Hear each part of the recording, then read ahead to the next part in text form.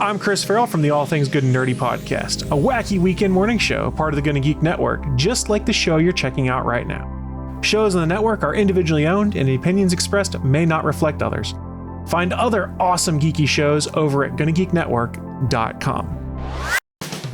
This is the official GonnaGeek.com show. Each week, we run down the latest news and happenings in the world of geek. These are your hosts for the show, Steven, Chris, and SP. After a week away, we're back. I am Steven, and with me, of course, is Chris Farrell. Ladies and gentlemen, boys and girls, we're shooting for some hate mail tonight. No, I'm so looking forward to that. We've also got with us probably the least controversial tonight, SP. I'm really excited to be back on the Gonna Geek show tonight. It's great. It's been a fun day overall for me. And this is the day that my episode dropped. My audio drama is out there. My debut acting performance, which I'm pretty sure critics are going to rip, but it is out there on Mercury Theater Podcasts. So you can go download that on wherever you can find podcasts. So can I ask you a question there? Why would you drop your episode? Like, you should probably pick that back up so people can listen to it. So he's a Butterfingers is what you're saying. I dropped episodes all the time. Yeah. You know, I drop my phone all the time with the podcasts on it.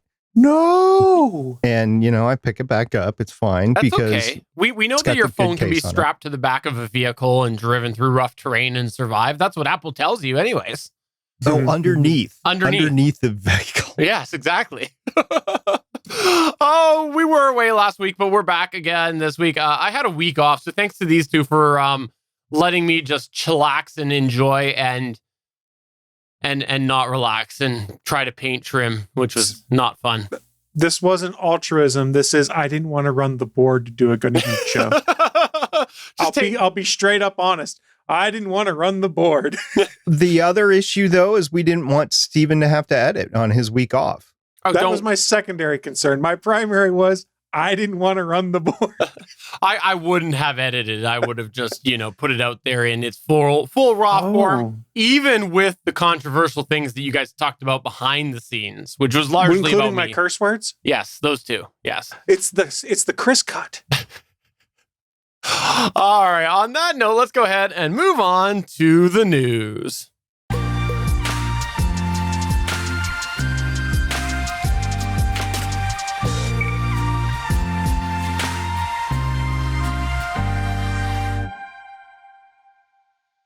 All right, let's go ahead and start off here with some news that I know Chris Farrell is super excited about. Well, let's have a rational, mature discussion about how the Snyder Cut came to be and things like that. So it's no secret to anyone who's watched or listened to the Gonna Geek show before or any of the other content that I've been on that I've had my concerns about the Snyder Cut.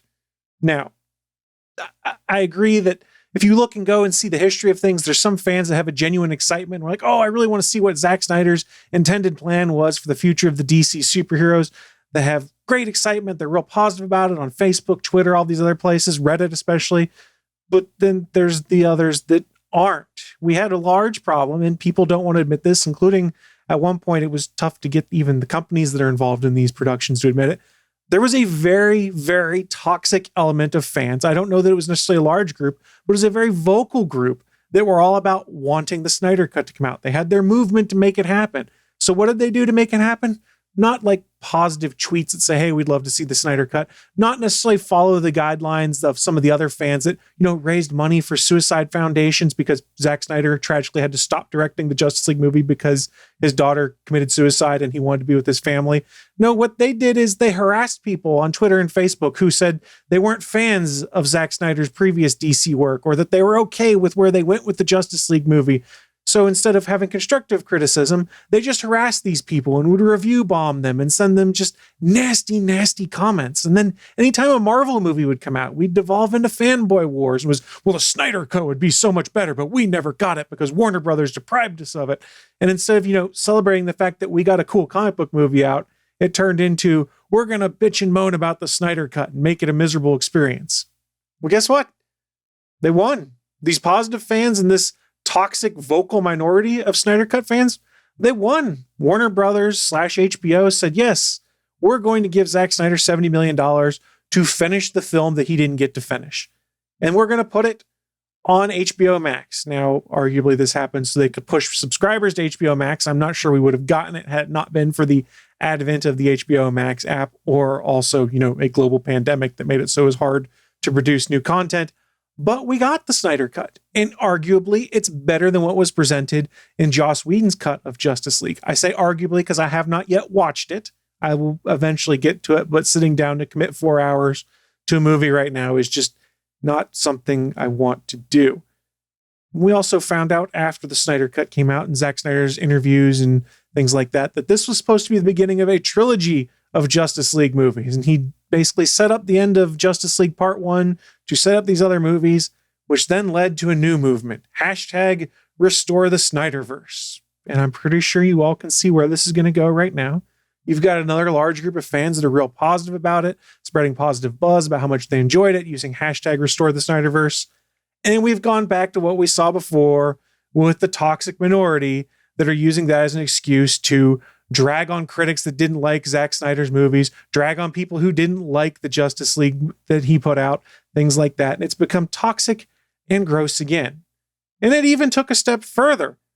They're very unhappy with Warner Brothers, I guess is the best way to put it, because executives at Warner Brothers have basically said, hey, once the Snyder Cut is out, we're not going any further down the Zack Snyder route of these superhero movies. We don't have any intention to do the other two movies in that or to have Zack further involved in the DC universe. So fans aren't happy about that, and some are reacting all right, tweeting positive things or saying we really want to see this. Then you've got that toxic minority I've talked about have decided, how's the best way to make Warner Brothers feel the pain because they won't give us the movie we demand? We're going to go on IMDb and write 1-star reviews for Godzilla vs. King Kong, a Warner Brothers movie that drops in 2 days that's not actually out in North America yet. But what we're going to do is put tons of 1-star reviews that all say restore the Snyder Cut or things like that to get WB to know how we feel. Probably not exactly a fair thing. You're not really getting a fair take on what Godzilla vs. Kong is. And honestly, if this is your way to express yourself that we need the Snyderverse movies, you're just a petulant child. You're not going about it the right way. You're throwing a temper tantrum and nothing is going to come of it. And you're ruining the possibility, or you're making it look to other people that this Godzilla vs. Kong movie may not be good. And here's the kicker. Godzilla vs. Kong has already debuted. It was sitting at a 7.5 stars on IMDb, a 77% on Rotten Tomatoes prior to all of this. And people are excited about it. But instead, you're just crapping all over it because you want to throw a tantrum that you're not going to get your Zack Snyder movies. It's okay to be upset by that, but this behavior is wrong. It's unacceptable. And here is the biggest problem we're going to get out of this. Warner Brothers caved once already. We got the Snyder Cut. Yes, I'm happy that Zack Snyder got to deliver the movie that he couldn't because of tragedy. But because Warner Brothers executives caved, they have now set a precedent of, if you are loud and obnoxious enough online, we're going to give you what you want. They have enabled this toxic small group of fans to feel like they can just crap all over all this other content and think they're going to get what they want. And like I said when they announced they were doing the Snyder Cut, my concern was they've just enabled a group of people to continue with this abhorrent behavior that is ruining the experience of other movies for fans out there. It's wrong. It's not right. I don't know how you get back from it. And I hope to God they do not concede to these toxic minority of fans out there and decide we're going to restore the Snyderverse because negative press means there's enough people that want to watch it that more people will subscribe to HBO Max. That's the wrong way to do it. And I'm also kind of afraid that if this happens, we might get the JJ cut of episode 9, which I don't want either. I think I'm the only one here that's actually watched it. And I didn't sit down and watch 4 hours of it. I watched it sitting right here for the first 3 hours of it, but I didn't sit here for 3 hours. I watched it sped up at 2.5 to 3 times speed, which was just fine for me. I wasn't going to be sitting down and critiquing every little thing or enjoying the cinematic experience. I legitimately just wanted to see what was different in it. There were things that were different. They go into a couple of origin stories that we didn't get in the movie that kind of make more sense. The villains motive is better defined, but I stopped short by saying it's a better movie. The Snyder Cut is what a director would have delivered to a studio before they start cutting on it. So it wouldn't have released 4 hours anyway. It would have been cut down. The 4-hour Snyder Cut that we see on HBO Max needs editing desperately. It probably should come in around 2:15 to 2:30, maybe 3 hours if you wanted to include absolutely everything in there, but it needed to be shortened. Was it just about the same film front to end? There was a huge epilogue at the end. I'm not going to spoil anything, but there's the epilogue at the end, which I think Schneider included just because the studio has no interest whatsoever in going forth with his vision. So he just wanted to put out there what his vision was going to be. So you have an entire, they're called chapters, I believe, and chapter that's devoted to epilogue. Make sure you watch it. If you watch it, make sure you watch it because it's important to distinguish between the two movies. Will I ever watch it again? Probably not. I'll probably watch the original one, which I haven't watched again either, versus the Snyder Cut. The 4x3 thing really grated with me. Oh, really? I know that one of the intents, and I've researched this a little bit, yakko.org mentioned it in our Discord server, and I went to go look into it. The original intent was to shoot it so it could be presented in IMAX. So that's why it's 4x3, but it would still be cut down to 16:9 for a Blu-ray release or a streaming release or something like that. So why release it on HBO Max on 4x3? You're not presenting it in IMAX. Nobody's got an IMAX in their home. So if that was the intent, then crop it appropriately and let me see it how I would have seen it if that was the original cut. It didn't drive me mad that the sides were black, like it can if you're watching something older, like Stargate SG-1. If you watch that streaming on Netflix, you're going to see it in 4x3. Okay. I guess I've just gotten used to that. But if you're shooting something that is going to be released at a higher quality, show it so that you're using all of the screen. Please don't show it in 4x3. So it's kind of a minor, I'm sure they could go ahead and crop it and send that out. They probably will if they're trying to make more money by having people buy it and stuff in the future. Honestly, here's probably part of the reason they did 4x3, because you save the special effects budget some, because especially when you're reshooting a bunch of stuff, you don't have to account for a widescreen. You just got that square ratio. I honestly think that's part of the reason they did it, because they didn't have to do as much special effects then. Well, no, because if you crop it, you just crop it down of what was shot. They didn't crop it side to side. They would crop it top to bottom, because the 4x3 is what it was filmed at because of IMAX. Right. So because the camera, that's a good point, because the IMAX cameras are 4x3. Whedon's was presented not in 16:9, but whatever the widescreen ratio is for movie theaters. Yeah, so stuff was already done that way with special effects presented for widescreen. They did reuse some of that stuff. And if you wanted to make further changes to it by making it 4:3, you don't necessarily have to worry about the sides and redoing anything on that. So I think part of it might have been budget that they then present as, this is the artistic integrity, so that we can make it not as expensive. Maybe I'm a cynical a-hole, though. I don't know. Yeah, I didn't like or dislike any of the characters any differently, probably because I in my head, I knew this was going to be a one-off. I just wanted to see what everybody was talking about, sort of thing. And I knew that we would be talking about it on the show, on the podcast. So I watched it, and I don't think I missed anything by watching it so fast. I never watch anything that fast, but I kept on speeding it up to the point where it started buffering and I had to back off so it would stop buffering. I tried at 4x, 5x, and it was just a buffering mess. So I had to crank it back down. I'm not discouraging anybody from watching it. If this is your thing, truthfully, Batman is not my thing. There's a lot of Batman in here about how he's pulling the team together. Same in both movies, right? Batman is not my thing anymore in life. I've come to terms with that. So just not my thing. But if it is your thing, go ahead and watch it. You might get something out of it.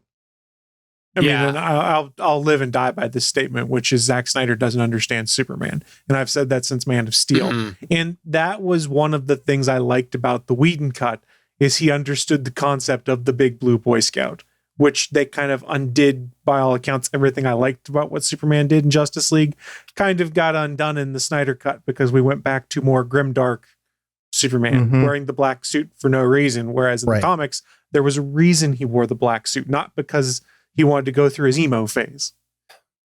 I had never had the problem of Man of Steel that you did, but I understood where you were coming from on that. I may have gone and bought a box set of it just to get a t-shirt so that I could rib you on this show. I might have done that, but I understood where you were coming from, and that is disappointing to hear they went back the other way. But again, I will genuinely watch it. I agree 100% with what you said. For all those reasons, I think that it was a bad idea, but I will give it a fair shake and watch it at some point. And I really just encourage people out there, if you're one of the positive fans and want to celebrate it and put positive things out there about bringing it back, that's fine. But if you're one of those people that's engaging in toxic behavior, thinking it's going to make a difference, just realize you're making a fool out of yourself, number one. And number two, being an a-hole because you want your Zack Snyder cut of future Justice League movies, it's not going to help. I don't think the money is there for them to honestly say, hey, we're going to spend another $400 million per picture to do another movie like this. I know the numbers have been really good on HBO Max by all accounts, and we're using Twitter metrics, how many people use a hashtag now to determine how popular it is. And they were crowing about the fact it had more mentions in the first week than Avengers Endgame did when it came out. But people also can't do anything but sit at home right now. So Twitter metrics might not be the best way. You bring up something that I had an issue with that I saw today or yesterday, and it was Disney Plus related. They mentioned that the Falcon and the Winter Soldier had better initial numbers than the Mandalorian. Like, okay, that is the company saying that there's no independent review board. That's just the company saying, oh yeah, this is so great. It's got so many more numbers. Well, okay, how many more subscribers do you have on Disney Plus today than you had when The Mandalorian came out? Yep. How many more people are consuming content via this way? So that's just first of all. Second of all, you guys control the numbers. So you can finagle the numbers to say whatever it is that you want. So I don't put any credence in these companies that don't make their streaming or download numbers public. I don't put any credence in them. It's just propaganda. Now there is, I know Nielsen in the United States has supposedly got something for streaming content now to be able to get numbers off of that, but I don't know how that works. And I don't recall them seeing or saying anything in regards to this topic. Let's go ahead and actually move on to an exciting couple of weeks in space news, which, by the way, before we do that, I just want to say that I got my son hooked on space movies. We watched Apollo 13 yesterday, and he's all in there asking for more space movies. So I figure I should just probably be cheap and not rent movies and just let him watch these YouTube streams of all of these space things that are happening right now. It'll just be cheaper for me. Should probably let him have a look at The Last Starfighter. I think that would be awesome. But we're not going to talk about that. We're going to talk about what's actually going on. And there is a lot going on. So Stephen mentioned that there was a lot that happened in the last 2 weeks. There's a lot of big things that happened in the last 2 weeks or are about to happen. So we're going to cover quite a bit of ground right now with space. I'm going to go through it pretty fast, but if Stephen or Chris have any questions or comments, they're free to jump in. So the first thing I'm going to talk about is the SLS. This is the launch system that's going to be used for the Artemis program to go back to the moon for NASA. So NASA did fire up the core stage at Stennis Space Center on Thursday, May 18th, 2021. The ignition of the four RS-25 rocket engines occurred at 4:37 p.m. Eastern Daylight Savings Time and ran for 499.9 seconds or for the Canadians out there, 8 minutes and 29.9 seconds. There are, in case anybody's wondering, 16 remaining RS-25 engines left over from the shuttle program, and NASA also contracted Aerojet Rocketdyne to build 24 more, which would complete a total of 10 SLS core stages. Now, each RS-25 engine can produce up to 418,000 foot-pounds of thrust, which is the most you're ever going to get out of a rocket, at least to date here. It's even more than SpaceX, and we'll get to that in a little bit. The core stage is expected to be transported to Kennedy Space Center once the test results are completely analyzed and the green test run results were deemed successful. There at Kennedy, the core stage will be joined with the 2 solid rocket boosters, which are already stacked in the Vehicle Assembly Building, or the VAB, where the Saturn V rockets were assembled prior to launch. I don't know about you guys, but I've actually been in the VAB. I've experienced the weather results in there. So I just am a little cautious by stacking anything in there that might actually get wet, and that would be a bad thing. So just put that out there. Admit it, by the way. You just said, I don't know about you guys, but I've been in the VAB. You knew exactly that we have not been in the VAB. No, I didn't know that. I thought Chris might have been in there at the very least. And Stephen, enough. I don't know if you've ever been to Disney World or not, but it's close by, so I didn't know. Oh, okay. Fair enough. I thought that you were just humble bragging. No, they do public tours in the VAB all the time. So NASA... I know VB code, by the way, V basic. Is that the same thing? It's been a long time since I've heard of V basic. Right? So NASA, by the way, is on track to launch Artemis 1 by the end of 2021. It will be unmanned. Artemis 2 will be crewed, I guess is the politically correct term to use now. Anyway, so that's the SLS, and that's what NASA is doing on the rocket side. They also have a capsule. It's called the Orion capsule, and they've been going through a series of drop tests. Now, I actually had to scratch my head because I'm like, didn't we already do this? Turns out we did already do this, but they are doing it again because we're in the final configuration. So engineers at NASA's Langley Research Center in Hampton, Virginia, began a new series of 4 water impact drop tests with a test version of the capsule for NASA's Orion spacecraft. They started on Wednesday, March 24th, 2021. The test data will help engineers better understand what Orion and its crew may experience when landing in the Pacific Ocean after Artemis missions to the moon. The tests at Langley's Landing and Impact Research Facility Hydro Impact Basin will simulate a few landing scenarios as close to real-world conditions as possible. While NASA performs a series of previous tests at the basin in 2012, the current tests use a new configuration of the crew module that represents the spacecraft's final design. Data from the water impact tests are part of the formal qualification test program to fulfill structural design and requirement verification before Artemis 2, which is NASA's first Artemis mission with a crew. Information will help feed final computer models for loads and structures prior to the Artemis 2 flight test. So I always enjoy these water impact drop tests. I think, I know that Dragon capsule from SpaceX also had to do the same thing. So yeah, it is fun. It's fun getting wet, but there's nobody it's not like a ride in an amusement park. There's nobody in it as it's being dropped. Oh, man. I was hoping it was like a lazy river ride. I know you said that it was using a new crew module configuration or whatever. Do you know what changed? Was it like a complete overhaul? Why they had to do it again? Like it was that drastic of a difference, or is it just we want to double check we weren't happy with the information we got the first time? That's a good question. I have not run that to ground. It could be that they're trying to do weight savings so that they've cut back on the thickness of the metal, the amount of struts in there, kind of like what SpaceX is doing with Starship right now.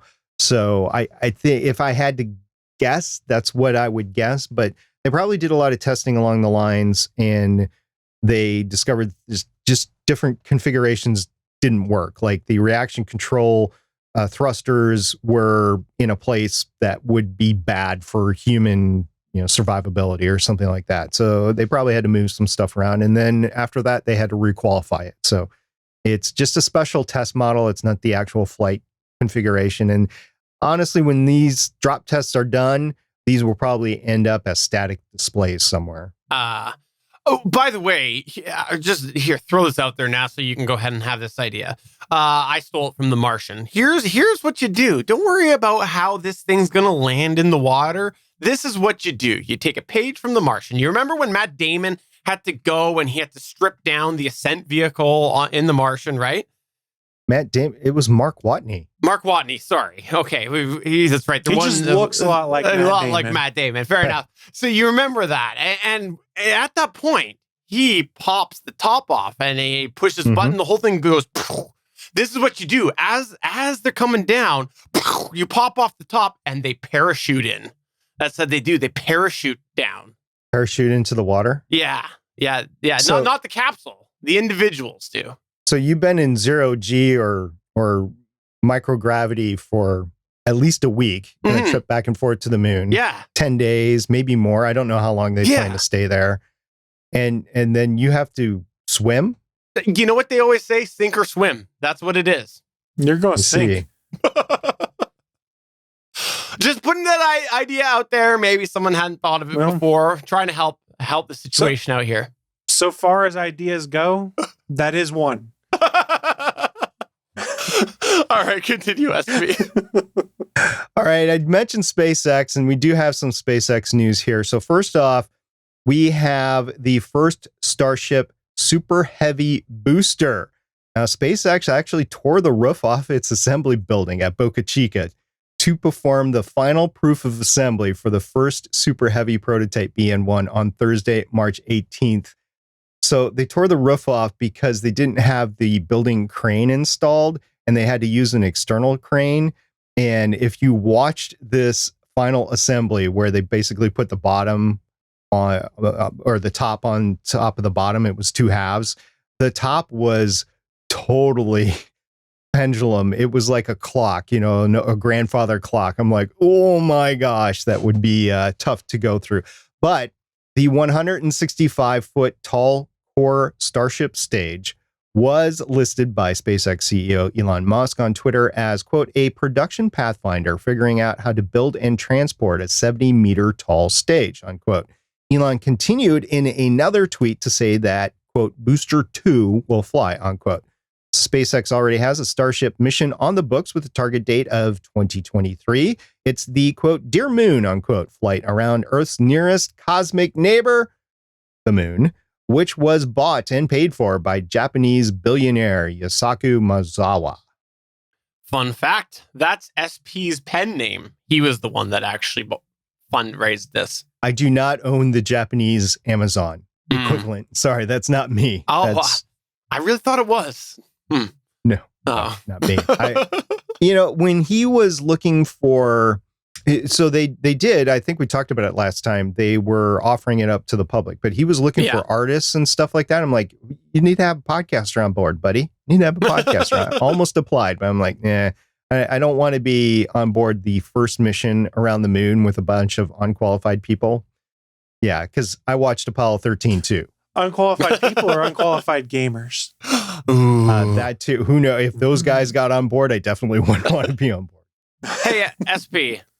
Here's the thing that I wanted to mention to you right now. I had this thought over the weekend. I thought to myself, in life, we have monumental moments in certain things, like flying, like the Wright brothers. There are monumental people involved with flight. You also have people like myself who are going to be the first one to fly a helicopter remotely on Mars. Is there any way that you can combine these three monumental people together? Oh, the Wright brothers? They've been dead for almost 100 years, buddy. Yeah, but combine these ideas. Me flying the helicopter on Mars, again, very monumental person, with the monumental Wright brothers. How can we combine these facts together? Stephen, I actually want you to fly the first helicopter on Mars because you will crash it and you will always be known as the person that crashed the first helicopter on Mars. All right. So this is your segue to your next one. Wait. First known helicopter on Mars. I'm sure Suncast has been flying some remote ones there in the secret NASA base. Yeah, we don't use any helicopters. It's too limiting technology. He brought we a use drone jet for. cars. It's a hobby drone. It's a hoverboard. So in a press release on Tuesday, May 23rd, 2021, NASA stated they are targeting no earlier than April 8th for the Mars Ingenuity helicopter's first flight. And no, Stephen will not be at the control for the flight. Damn. During the process, Ingenuity's rotors will spin up to 2,357 revolutions per minute, or RPM. And if all checks out, it will lift off, climb at a rate of 3 feet per second, and ultimately hover at an altitude of 10 feet for up to 30 seconds before descending back down to the Martian surface. Speaking on behalf of both Stephen and myself, we do wish the Ingenuity team well, as both of our first flights, let's just say, didn't go as planned. My living room wall.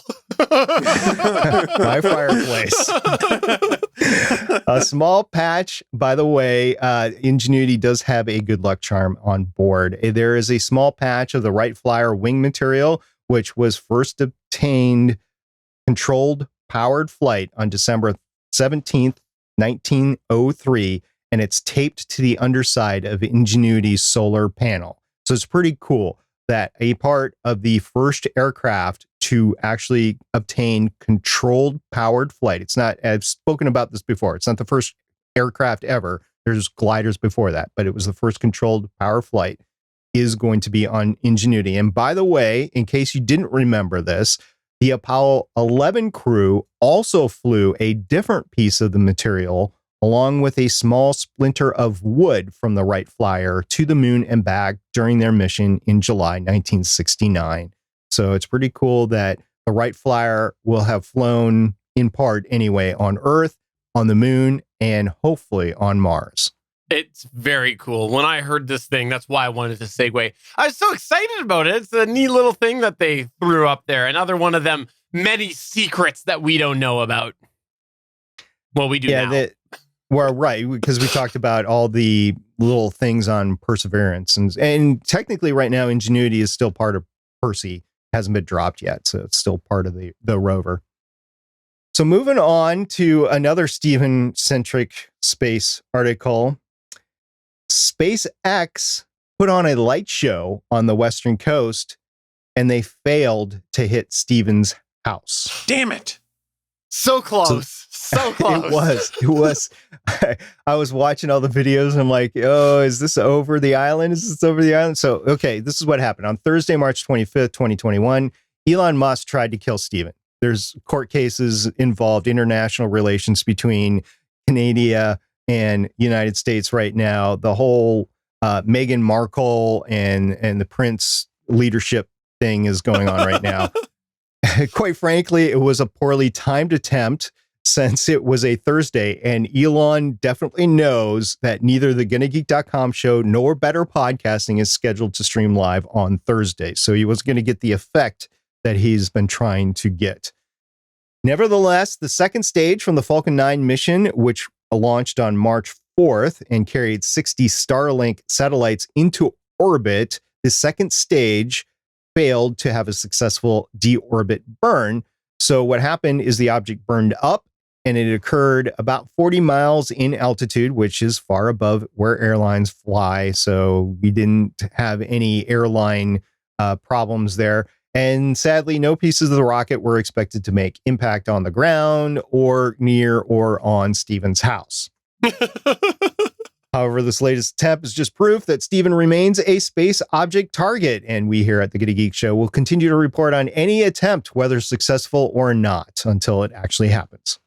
I want to just say right now that I know there's been lots of things that have been falling down and attempting to hit my house, which that's fine. I get it. I've maybe slashed a few tires of Teslas that belong to Elon Musk. I get it. I totally get it. Painting that bullseye on your roof probably didn't help either. That's that too. That was also a thing. I also might have illuminated with my Christmas lights to spell out the Earth is flat. There's many things that I have done here to encourage this debris to hit my house, but this is the closest one that actually came, and I was so bummed because after this happened, it was about, I think the first video that I saw posted was, it said 14 minutes ago on Facebook, people posting videos of this in the sky, and I had just missed it because I had come in shortly behind, I'd been outside, come in shortly before that, and if I probably wouldn't have been able to see it from my window, but if I had gone out to my road, I probably could have actually looked up and seen it.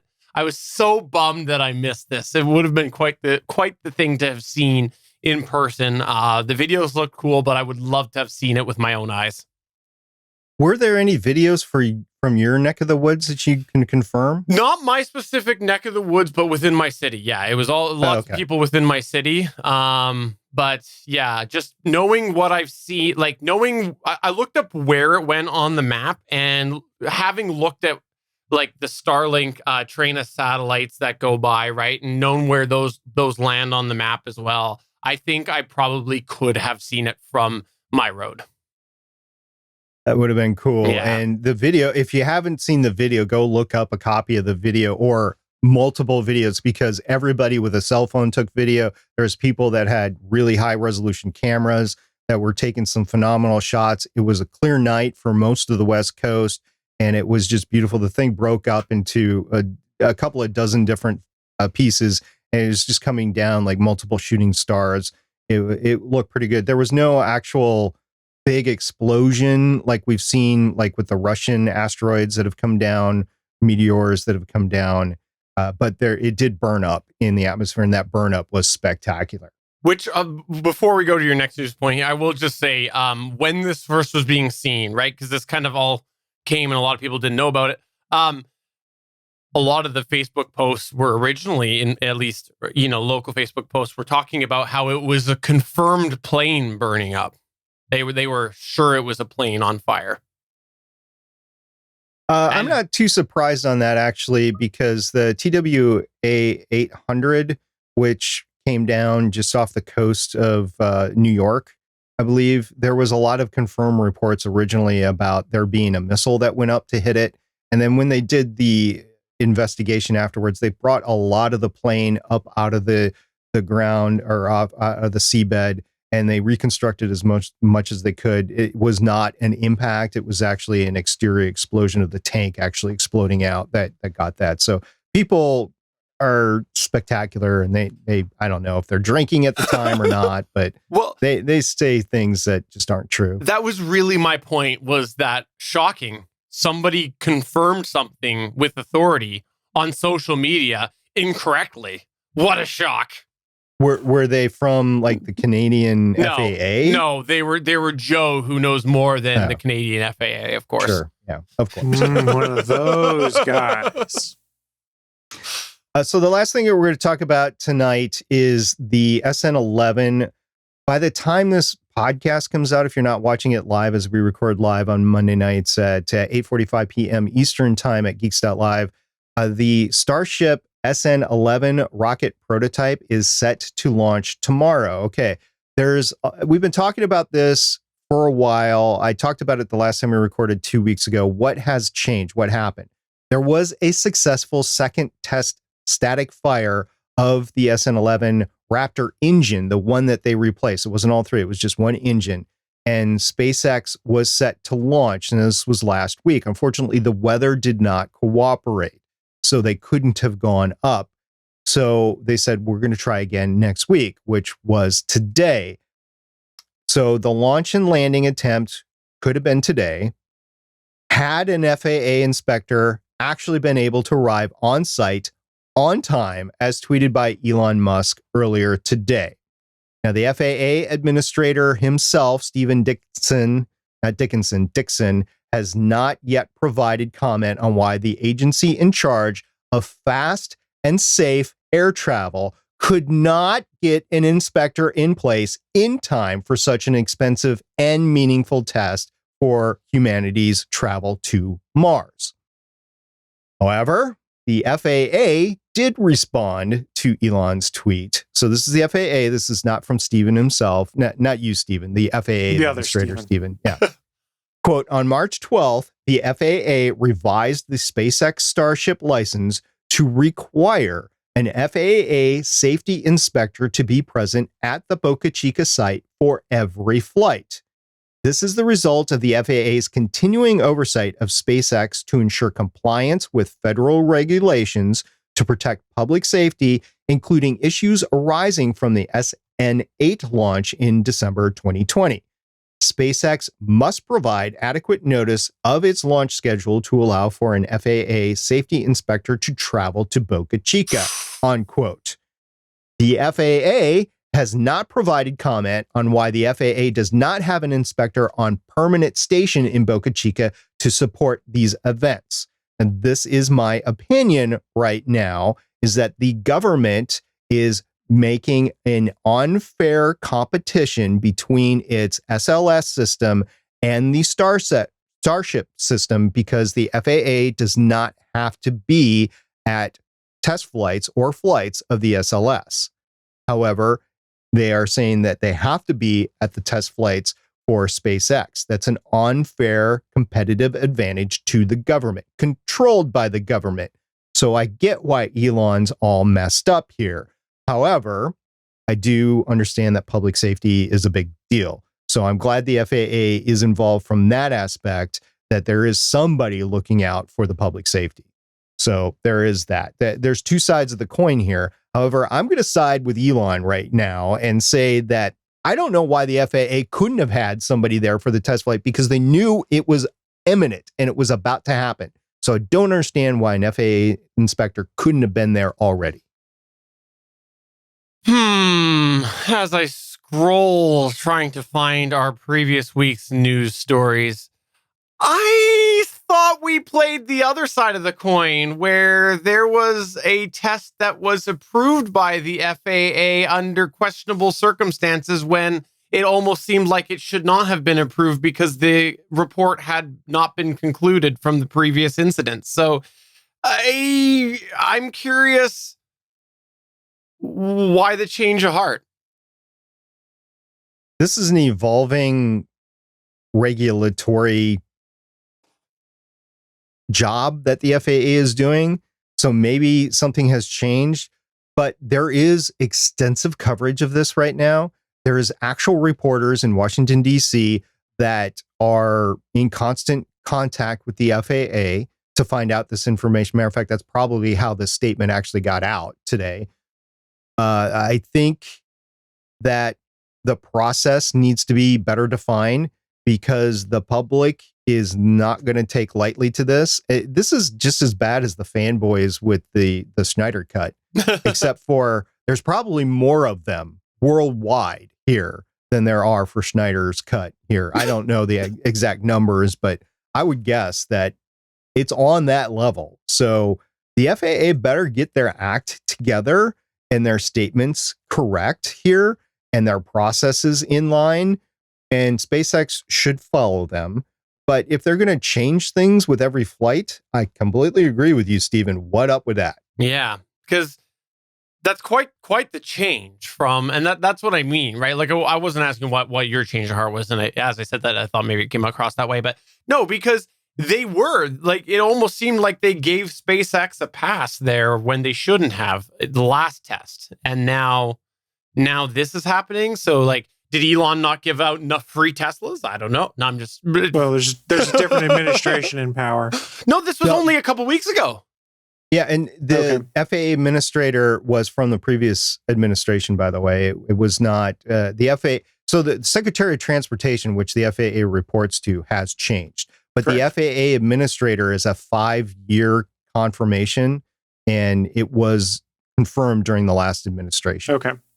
Well, I look forward to seeing what happens here. I do find it funny, the FAA trying to throw SpaceX under the bus as well. SpaceX throws them under the bus. FAA throws them under the bus. Should have provided adequate notice. It's kind of funny. Yeah, this is a he said, she said thing. The problem here is that everybody knows what's going on with SpaceX because it's so well covered. There are numerous private crowdfunded reporters that are there on scene all the time. It was no secret that they were going to get ready to launch. You put the termination system on board. You know you're going to launch within a couple of days. Why the FAA didn't send anybody out, I don't know. Maybe they're like, oh, they didn't tell. We're going to play the big card here. You guys need to play by the rules and tell us. No, just send somebody out there, for crying out loud. I know we're running long now, but that might be that's actually a really good theory that maybe they did this as a point of being like, look, you're not getting another pass. You're cutting, you're not following enough rules. And so this is the moment that we say, look, start filing your paperwork and we're going to make this a very bureaucratic process. I don't know. I mean, I know there's all sorts of proliferation treaties out there. And unfortunately, we have to bring that up when we talk about space travel because space launch vehicles can easily be converted to rockets or intercontinental ballistic missiles. So you have to do that. But there's nothing saying that Elon can't take this operation somewhere else. Yeah. He's already making those sea launch platforms. He can launch from outside the United States. And oh well, there's nothing you can do about it. Yeah. All right. Well, we got a couple of quick hits here that we got for our extra before we shut things down. And the first was a fan request. Long story short, you've seen this everywhere. The fan request for us to cover this came in before the resolution. Basically, there was a big ship, got stuck in a canal, stopped a bunch of sea traffic. Then there was a digger that came in, and a lonely digger trying to dig out this big barge. Barge refused help from outside sources, and said barge got free today. And that is the story that we were requested to be covered about the Suez Canal that was temporarily blocked. A couple of interesting notes from the Gonna Geek standpoint. First of all, from the space standpoint, you can clearly see this from space, which is pretty neat. The images are all over there, and just go search for them, you'll find them.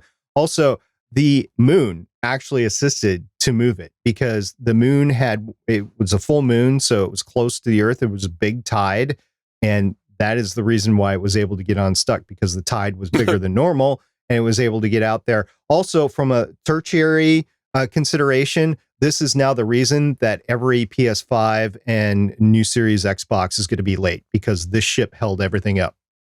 Yeah, it was quite apparently going to have quite the impact on the distribution channels worldwide. Fancy cheese is also impacted, supposedly. So if you like a fancy cheese, you're in trouble. And in case you happen to be oblivious to all of this here over the last week, let me go ahead and give you the name of the big barge. Ever Given, which apparently it could not ever give because it got stuck. You know, in the grand scheme of things, nobody died. It wasn't like the Concordia, which went down and people died. It wasn't like the Exxon Valdez, which spilled a bunch of oil and made this environmental catastrophe, and a lot of sea life and wildlife was killed. So it wasn't that. It was just a big ship stuck in a river, basically. Oh, we forgot the other thing too, is before it got stuck, if you look at the map of where it kind of went, it may have drawn out a male anatomy. Yeah, that's true too. There was go look it up. It accidentally drew a male anatomy. To give an idea, like roughly size, this is an infographic I thought was pretty interesting that I saw. If you took the USS Enterprise A from the Star Trek movies, that's not as long as this barge is. Those ships that we saw on screen. The barge is longer than the Enterprise A was, as depicted on screen, if it, actually measured out to real size. Yeah. It's a big boat. So there you go. Fan request. We hope, I believe it was Damien, we hope that we covered that. I know we didn't do a good job of covering it, but there was We so did much. a great job. There was so much in the last week here and there. And so there you go. So if you got a request for us to cover a news story, come to our Discord server like Damien did. That's gonnageek.com/Discord and ask us. Chris, I understand that SP threw a news story in for you.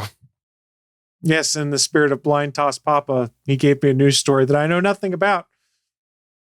So this is kind of a stretch, but since I am a Last Starfighter fan, it was this 80s movie, sci-fi movie, and I won't go into it, but the creators behind that movie released a concept video for the Last Starfighter 2, and they said, we're so close, we're at the 1 yard line. Well, if you're at the 1 yard line, you're not going to put your concept video out there for the world to see because you kind of want them to come and see the movie to see what the movie is going to be like.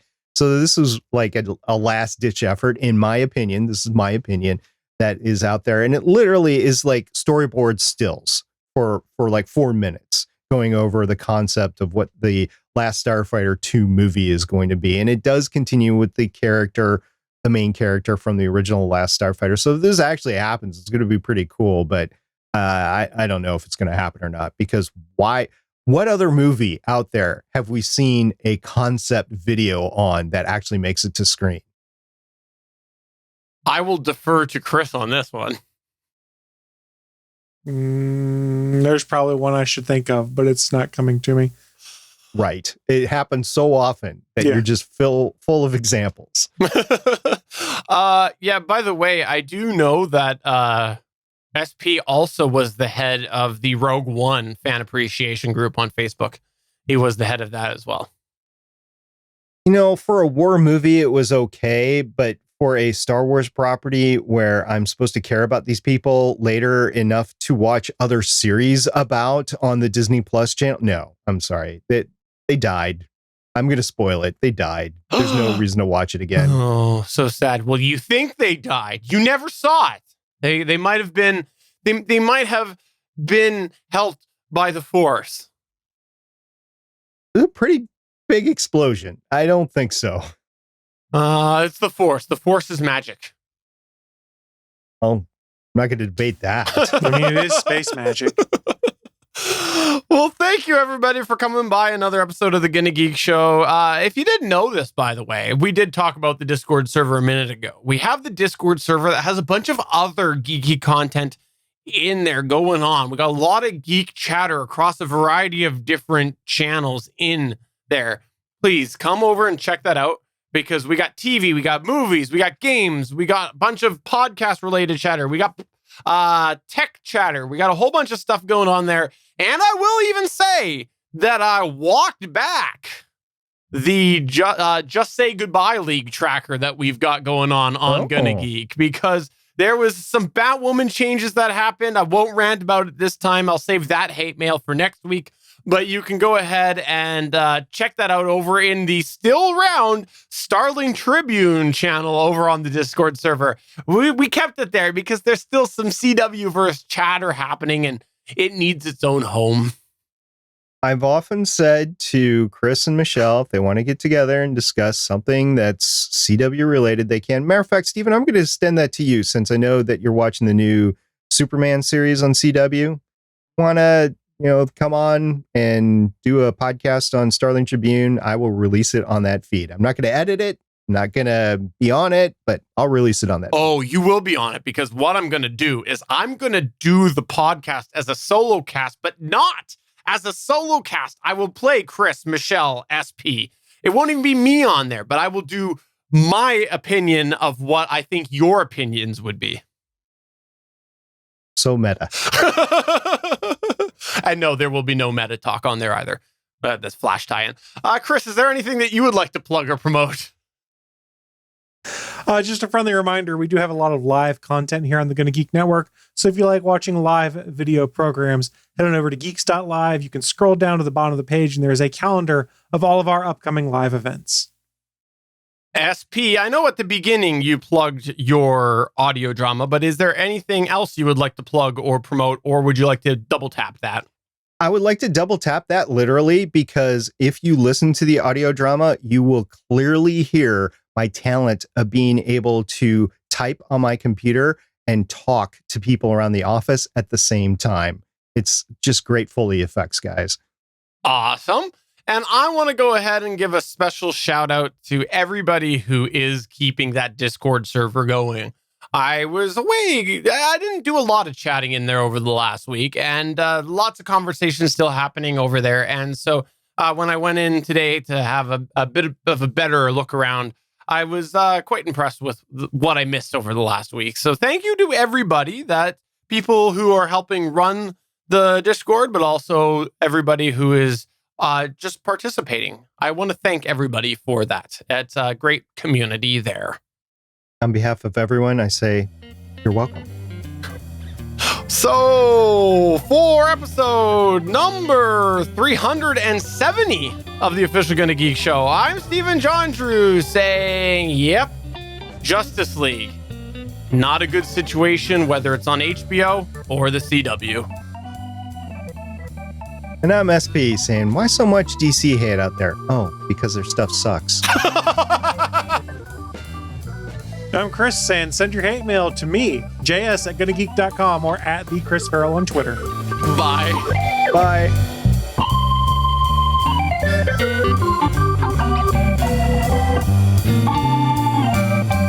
Thanks for checking out another episode of the official GonnaGeek.com show. If you like the show, please give us a 5-star review in Apple Podcasts or a thumbs up on YouTube. You can always join us for our live recording sessions, which stream Mondays at 8:45 p.m. Eastern at www.geeks.live. And remember, you can find our full back catalog at gonnageek.com/show. If you're itching for more geeky content, check out other shows on gonnageeknetwork.com. Voice work was by Emily Prokop of the Story Behind podcast. That's it for this episode. We hope to see you back again next week.